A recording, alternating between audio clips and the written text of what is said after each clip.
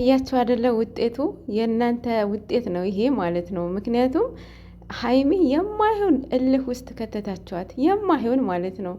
የእናንተ እልህ ብሩኬ ላይ እየተወጣች ነበረ እና ትርፉ ይሄ ነው። አሁን እሷን አላይታችሁ የእውነት ብሩኬ የምታገኙ ነበር አይደል የሚመስላችሁ? የእውነት አይምሮ ቢኖራችሁ የተሰጠ ስጦታ መልሽ ብላችሁ አትናገሩም ነበረ። ይህ የእናንተ ማንነት ነው የሚያሳየው። እንግዲህ ያው ቻሉት። አሁን የእውነት በጣም ነው የሚገርመውን፣ በጣም ነው የሚያሳዝነው። ብቻ ያው አሁንም ብትቆጠቡ ነው የሚሻላችሁ። ማለት ትምህርት ይሆናችሁ። የምር ማንም ሰው ላይ እጣትን ባትጠቁሙ ጥሩ ነው። የምሬ ነው የምላችሁና ማንም ሰው በስድብ አይመለስም። ማንም ማለት ነው እልህ ነው የሚይዘው ማለት እልህ ሌላ እልህ ውስጥ ይገባል። ሶ ሁለቱም እልህ ገቡ።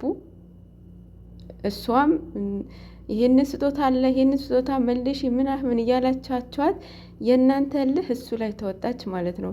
እሱ አሁን ምንትን በዚህ በስጦታ ምንም የሚያውቀው ነገር የለም።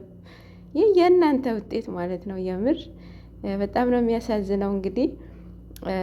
እንግዲህ ማታ እንጠብቃለን። ሜቢ ፍቅር አይደለም እልህ ነው እሱም ይሄን እያደረገ ያለው ማለት ነው። ምክንያቱም ትላንትና ልማድህ ነው ብለዋለች፣ እሱ ደግሞ እግዚአብሔርን ብለዋል። ያው ቃሉ ፈጸመ ማለት ነው። ያው እንትን ነው በቀል ነው ይመስለኛል፣ ፍቅር አይመስለኝም፣ በቀል ነው። እንግዲህ ማታ እናየዋለን። ግን በእናታችሁ አትሳደቡ፣ የምር ምንም አትሳደቡ። እናንተ የእናንተ ቤተሰብ ቢሆንስ የእናንተ ላይ መደረግ የማትፈልጉትን ሰዎች ላይ አታድርጉ። የምር እነሱ ላይ እነዚህን አክል ውርጅብኝ መውረድ አስፈላጊ አልነበረም። ይኔውስ ለሁላችንም ልቦና ይስጠን።